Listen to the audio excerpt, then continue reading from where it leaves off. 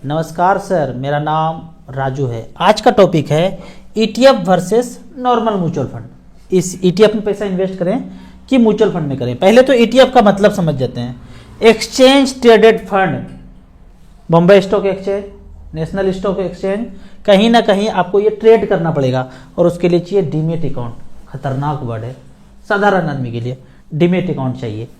अगर तो ये दोनों चीज हो गया, डीमेट अकाउंट हो गया, एक्सचेंज में ट्रेडिंग करने के लिए तैयार हैं, तो 9:30 बजे से लेकर 3:30 बजे तक कंप्यूटर और मोबाइल पे बेचैनी छाया रहेगा, क्योंकि ETF को आप कभी भी खरीद सकते हैं। इसके बीच में म्यूचुअल फंड को आप या इंडेक्स फंड को आप एक बार ही खरीद सकते हैं, वो रात को 9 बजे प्राइस डिस्क्लोज होता है NAV, और यहाँ पे मार्केट आवर में कभी भी लाइव प्राइस पे आप कभी भी खरीद सकते हैं। तो मान लेते हैं कि किसी ने 1-2 लाख रुपया ETF में लगा दिया, लगाने के बाद थोड़ा सा बढ़ेगा, 5,000 10,000 प्रॉफिट होगा, तो आप इस बीच में हलचल खोपड़े में हलचल होते रहेगा। तो कहने का ETF हो गया, एक म्यूचुअल फंड का तरीका हो गया लेने का, लेकिन वो शेयर की तरह खरीद बेच होते रहेगा। तो इससे अच्छा है कि आप यहाँ ना लगा के स्मॉल कैप में लगा के छोड़ेंगे तो ज़्यादा वेल्थ क्रिएशन होगा। साधारण आदमी को ETF में पैसा बनेगा ही नहीं, साधारण इन्वेस्टर को। अगर कोई है तो मुझे सेंड कीजिए मेरे व्हाट्सएप पे कि ETF आपने 5 साल होल्ड करके रखा है। कोई नहीं होगा। अगर तो 5 साल ETF होल्ड करके रखे होंगे तो कोई शेयर भी उतने समय के लिए होल्ड करके रखे होंगे, जो भी पैसा बना होगा, पोर्टफोलियो बना होगा, वो होगा। लेकिन बहुत कम लोग होंगे कि ETF को 5 साल होल्ड करके रखे हैं डीमेट में। वो हलचल होते रहता है, ट्रेडिंग के जैसा केस हो जाता है। यहाँ पे अगर देखा जाए तो मार्केट अभी लाइफ टाइम हाई चल रहा है। ये भूतकाल देख ही रहे हैं, गिरा था यहाँ से और धीरे धीरे करके यहाँ तक लाइफ टाइम हाई हो गया। अब यहाँ पे लोगों का हमेशा क्वेश्चन होता है, 1 टाइम कर दूं, 5 लाख कर दूं। अब यहाँ देखेंगे कि धीरे धीरे बढ़ता रहेगा अगर, तो ज़्यादा से ज़्यादा नया इन्वेस्टर आते रहेंगे और ज़्यादा से ज़्यादा नया पैसा आने वाला होगा। आता है, हर बार देखा गया है। मार्केट जब बढ़ेगा तो धड़धड़ा के नया पैसा आने शुरू हो जाता है, और जब गिरता है तो कोई नहीं खरीदता है, फिर तो वही मोगेम्बोग आदमी खरीदता है। तो यहाँ पे आपने खरीद तो लिया, लेकिन फिर 1-2 साल के बाद चालबाजी होगा और मार्केट 10-15-20% गिरेगा, तो आप फिर से भागेंगे और फिर दुनिया को बताएंगे कि मार्केट खराब है, म्यूचुअल फंड खराब है। अगर तो यहाँ पे आते हैं तो मैं कहूँगा इस टाइम पे लमसम में पैसा, अगर नया इन्वेस्टर है, पहले से आपका पोर्टफोलियो चल रहा है, लमसम लगाना है, लगा लीजिए। 10 साल से पोर्टफोलियो चल रहा है, 5 साल से पोर्टफोलियो चल रहा है, और 1 टाइम 10 लाख 5 लाख कितना भी इन्वेस्ट करना है कर सकते हैं, क्योंकि आपको सारा दाव पेज मार्केट का पता चल गया। ये मार्केट इसी तरह से घूमता है, ये खोपड़ी में आपको पता चल गया। लेकिन कोई नया इन्वेस्टर है और लमसम लगाना चाहते हैं तो मैं कहूँगा रुक जाइए, SIP कीजिए। 10,000 का, 20,000 का, 30,000 का, 50,000 का, जितना पैसा है उसको 2 साल में अब डाइवर्सिफाइड करके SIP कीजिए, वो ज़्यादा अच्छा होगा। इस तरह का जो चाल है ना, आप अभी सोच के देखिए, 70,000 पार कर गया सेंसेक्स। कौन सोचा था इस सिचुएशन में 70,000 पार कर जाएगा? कोई टेलीविजन पे नहीं बोलता था कि 70,000 पार जाए। हाँ, ये जरूर बोलेंगे 2 साल के बाद सेंसेक्स 1 लाख हो जाएगा, और वो तो पता ही है कि 10 साल 20 साल के बाद 1 लाख क्या 10 लाख भी हो जाएगा, वो हम भी बोल सकते हैं। पर 2 महीना के बाद क्या होगा, 6 महीना के बाद क्या होगा, कि किसी के दिमाग में का बात नहीं है। वॉरेन बफेट भी नहीं बता सकते हैं कि 2 महीना के बाद क्या होगा, क्योंकि एक आदमी से मार्केट नहीं चल रहा है। दुनिया में जितने लोग हैं सब ट्रेड कर रहे हैं, तो सबके प्रोसेस से जो हो रहा है, इनफ्लो आउटफ्लो, उससे मार्केट चल रहा है। तो 1 महीना में 2 महीना में अभी क्या होता, अभी जो लाइफ टाइम हाई है, इसके बारे में किसी ने नहीं बताया था। तो बेहतर है कि SIP करते रहिए स्मॉल कैप में, आपको अच्छा खासा रिटर्न मिल जाएगा लंबे समय में। यहाँ पे अब कुछ कमेंट्स में क्वेश्चन पूछा गया है, ये वाला तो क्वेश्चन हो गया। 7 साल बाद रिटायरमेंट हो जाऊंगा, SBI इक्विटी हाइब्रिड में SIP करना ठीक है या मिड कैप स्मॉल कैप में करें SWP करने के लिए? यदि आपके पास 7 साल टाइम बचा हुआ है और आप पहले से म्यूचुअल फंड में इन्वेस्ट नहीं किए हैं, तो ज्यादा रिस्क लेने का जरूरत नहीं है। आप इसी में हाइब्रिड इक्विटी में पैसा इन्वेस्ट करते रहिए और एक टारगेट बना लीजिए कि रिटायरमेंट तक 50 लाख रुपया या 40 लाख रुपया हम यहाँ पे बना लेंगे। अगर 50 लाख बन जाता है तो 6-5 30 से 35,000 रुपये पर मंथ आप SWP यहाँ से करके नॉर्मल कर सकते हैं। अगर आपके पास ज़्यादा पैसा है, इधर उधर बंगला गाड़ी सब कुछ खरीद के रखे हैं, एक्स्ट्रा पैसा है, तो आप स्मॉल कैप में लगाइए, मिड कैप में लगाइए, रिस्क ले सकते हैं तो लगाइए। लेकिन आप ज़्यादा रिस्क नहीं ले सकते हैं, तो बेहतर है कि रिटायरमेंट 7 साल बचा हुआ है तो इसी फंड में, इसमें मतलब 4 फंड जो मैं बताता हूं बैलेंस कैटेगरी में, आईसीसी, एचडीएफसी, एसबीआई और कैनरा रिवेको का बैलेंस कैटेगरी में आप लगाइए, वो ज्यादा अच्छा रहेगा। अगला क्वेश्चन है कि राजू सर मेरे पास 50 लाख रुपया है, उसको वन टाइम करना चाहता हूं 10 साल के लिए, तो कौन सा फंड चूज करूं? आपका जवाब का इंतजार रहेगा।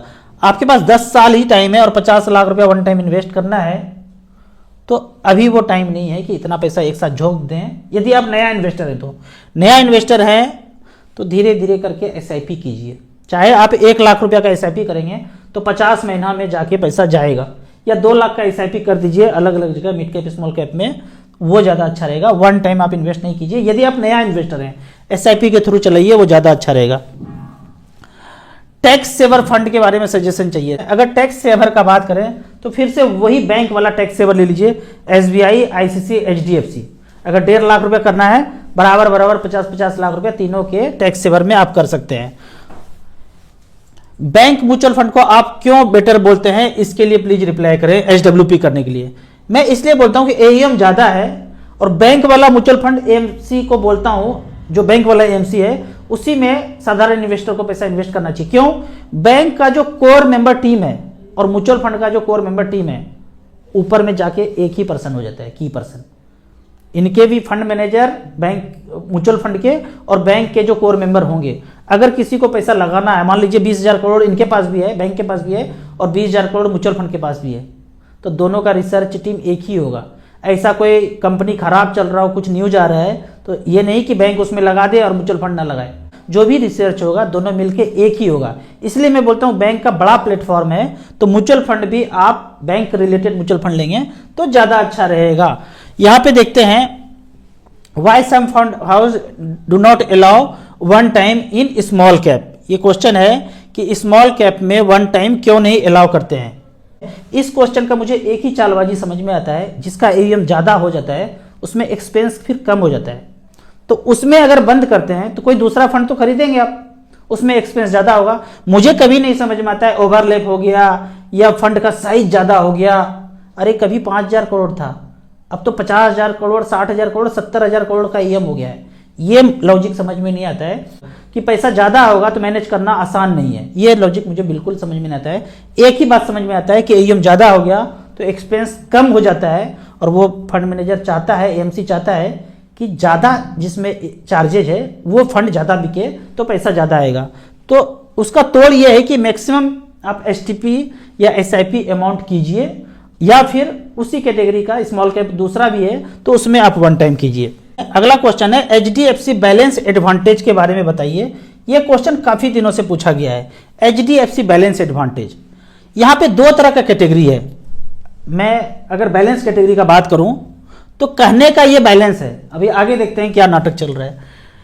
बैलेंस एडवांटेज को जो कैटेगरी दिया गया है सेबी एमपी की तरफ से, डायनेमिक एसेट एलोकेशन, इसमें बोलते हैं 0 से 100% इक्विटी रह सकते हैं, मतलब 1 लाख लगाए तो 1 लाख इक्विटी, 100% तक 1 लाख इक्विटी में जा सकता है, या फिर 0 से 100 डेट में भी जा सकते हैं। डायनेमिक है, 1 का 1 लाख कभी डेट में भी रख सकते हैं और 1 का 1 लाख कभी इक्विटी में रख सकते हैं।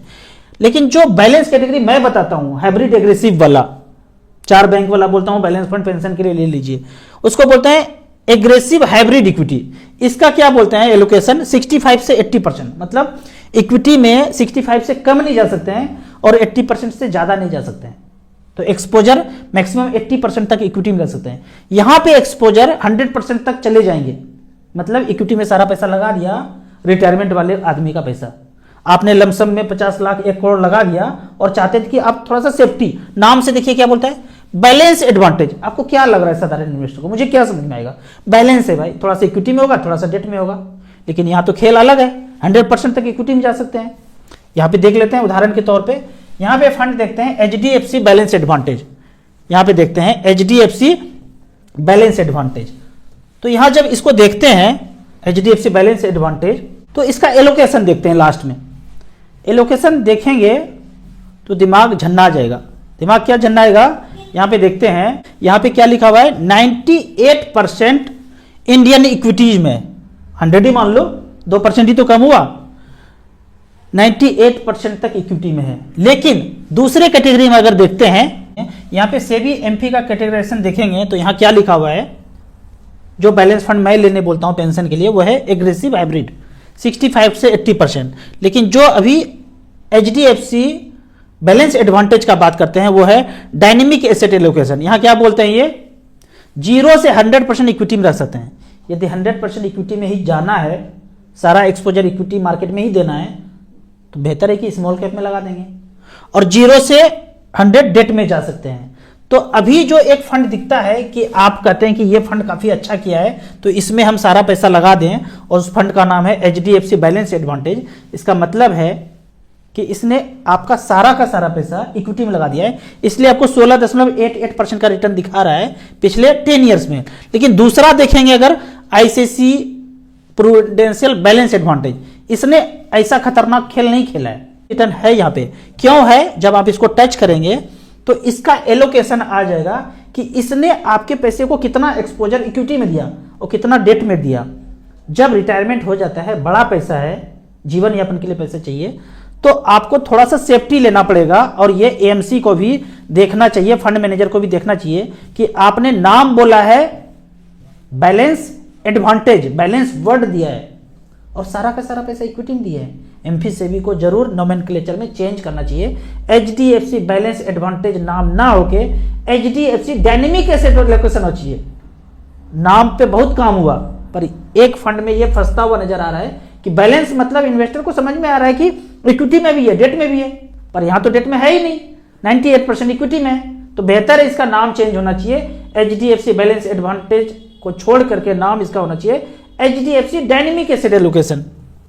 जबकि आईसीआईसी में आप देखते हैं तो 66%, 67% इक्विटी में, बाकी पैसा डेट में है। रिटायरमेंट का पैसा है 1 लाख में 66-67 हजार रुपया इक्विटी में, बाकी सारा पैसा डेट में। जबकि एचडीएफसी ने सारा इक्विटी में लगा दिया, नहीं लगाना चाहिए। इसलिए मैं बोलता हूं कि बैलेंस कैटेगरी में आप पैसा रखिए। बैलेंस कैटेगरी कौन सा है, इसमें हमेशा 20% तो डेट में रहेगा ही रहेगा। 14 नंबर का 14 नंबर कैटेगरी लेते हैं हाइब्रिड एग्रेसिव, और इसमें भी आपको कौन सा चुनना है, 10 ईयर्स में बैंक वाला एएम वाइज जाएंगे तो वो ज्यादा अच्छा है। अगर आपको रिटर्न ज्यादा दिख रहा है एचडीएफसी बैलेंस एडवांटेज में, तो इसलिए जा रहे हैं आप वहां पे, तो उससे तो अच्छा है कि एचडीएफसी स्मॉल कैप ज्यादा अच्छा, उससे भी ज्यादा रिटर्न है। अगर इक्विटी में शेयर बाजार में ही सारा पैसा लगाना है तो मार्केट ऊपर जाएगा तो सब ऊपर जाता है, गिरता है तो सब गिरता है। तो बेहतर उससे तो फिर अच्छा है कि स्मॉल कैप में ही लगाते रहिए। तो आपको बीच बीच का रास्ता अपनाना है, थोड़ा सा डेट में भी है, थोड़ा सा इक्विटी में है, तो बेहतर है कि SBI equity hybrid, ICICI potential equity and debt, HDFC hybrid equity, AUM के मामले में भरमार पैसा है इसके पास, कैनरा रेवेको इक्विटी हाइब्रिड। इस तरह से करके 4 में डाइवर्सिफाइड करके आप पैसा लगाइए। आपको इसी तरह म्यूचुअल फंड के बारे में और कुछ जानना है, इन्वेस्टमेंट के बारे में जानना है, तो इस नंबर पर मुझे व्हाट्सअप कर सकते हैं। आपको म्यूचुअल फंड में पहली बार इन्वेस्ट करना है तो दिए हुए ऐप में रजिस्ट्रेशन करने के बाद हमसे जुड़ सकते हैं। ऐप का और मेरे सर्विस का लाइफ टाइम कोई चार्ज नहीं है। वीडियो अच्छा लगे तो व्हाट्सएप यूनिवर्सिटी में दोस्तों के बीच इसे जरूर शेयर कीजिए। Thank you so much.